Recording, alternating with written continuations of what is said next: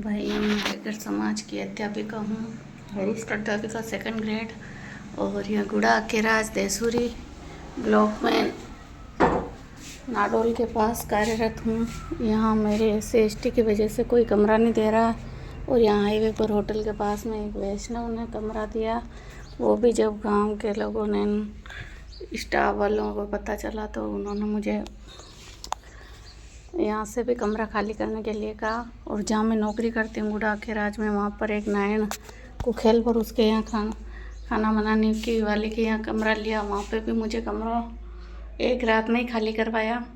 और मैं राजसमंद से अप डाउन करती हूँ, आधा घंटा गाड़ी लेट हो जाती है तो स्टाफ को दबाकर मुझे मेरे फाटक के लॉक लगवा देते हैं। मेरा अटेंडेंस रजिस्टर को लॉक में लगा करके मेरे सील लगा देते हैं, लाल लाइन खींच लेते हैं। और मुझे 5 महीने से बहुत प्रताड़ित किया जा रहा है। और यहाँ से गुड़ा के राज 6 किलोमीटर का सुनसान एरिया है अंदर, जो वहाँ पर कोई सुबह सुबह साधन नहीं मिलते हैं। और पहले कोई टीचर लिफ्ट देते थे, उनको भी लोगों ने भड़का करके, और BJP RSS के लोग मुझे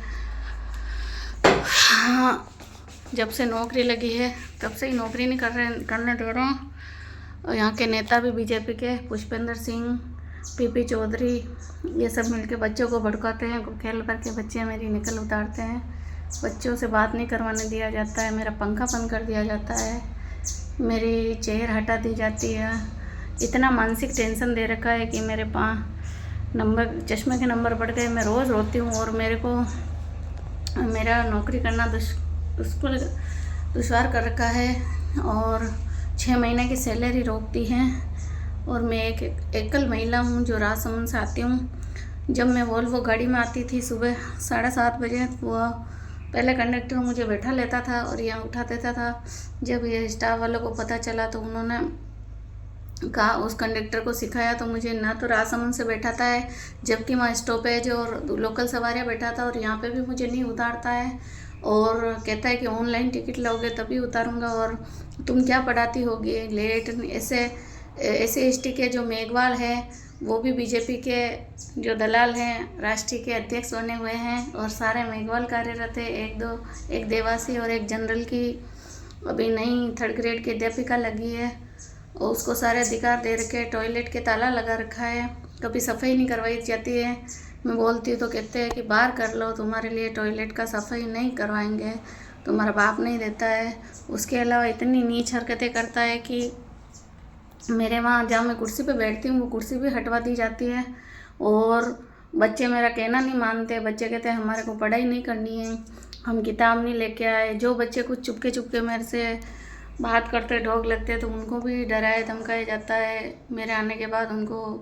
और गाँव के असामाजिक तत्व विद्यालय में आकर के बैठ जाते हैं। और मुझे टी क्लब से भी वंचित कर रखा है, जो मैंने चाय पीना भी छोड़ दिया। लेकिन वहाँ ना तो होटल है, कुछ भी नहीं, मैं भूखा मरती हूँ। 1 बजे तक चक्कर आते हैं, लेकिन किसी को दया नहीं आती। बाकी सारा स्टाफ पोषाहार वाली उनके लिए स्पेशल खाना बनाती है और 3 बार चाय देती, लेकिन मेरे को कोई कुछ नहीं दे रखा है। उसके अलावा मुझे कोई लिफ्ट देता है तो भी नहीं। जो एक बस आती है गांव में, बस रुकती है, बस वाले को सिखा दिया, बस वाला भी नहीं रोकता है। मैं पैदल आती हूँ 5 किलोमीटर, और रास्ते में कुछ गुंडे मेरे को पीछा करवाते हैं। मेरे साथ कोई भी हादसा हो सकता है। मुझे बहुत प्रताड़ित किया जा रहा है, मैं सुसाइड कर लूँगी। और इसी तरह से BJP RSS के नेताओं ने, पहले मैंने बाबा साहब की भक्त हूँ और बाबा साहब के लिए संविधान की बात करती हूँ, तो BJP RSS वाले मुझे प्रताड़ित करते हैं।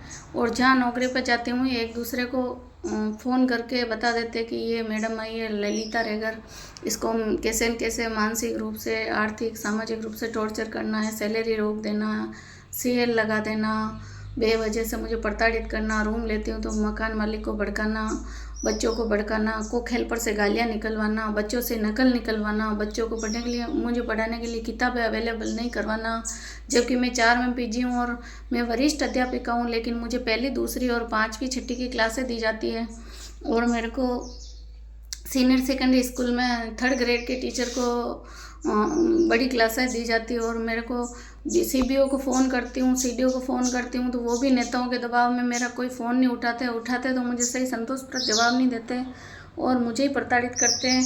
मैंने कई बार मेरे समाज के अध्यक्ष वगैरह और समाज के लोगों से भी बात करी तो उन पर भी राजनीतिक दबाव पड़ता है। हमारे समाज के ही जो दलाल लोग हैं तलवे चाटते हैं।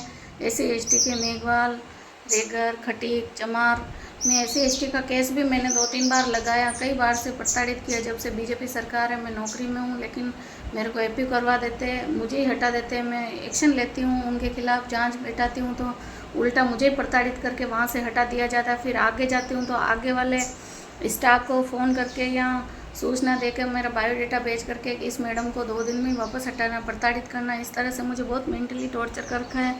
मेरा 60 किलो वज़न था, उसमें से मेरा 53 किलो वज़न रहा है। और मेरी आँखें, मेरा चेहरा इतना, मतलब मेरी आँखों के चश्मे के रो के नंबर बढ़ गए। मैं डेली रोती हूँ और मेरे सिर के बाल सफ़ेद हो गए। और मेरे माता पिता मेरे डिप्रेशन में चले गए मेरी टेंशन से। मेरा एक बच्चा है जो अभी 22 साल का है और B.Ed कर रहा है, उसकी भी टेंशन है।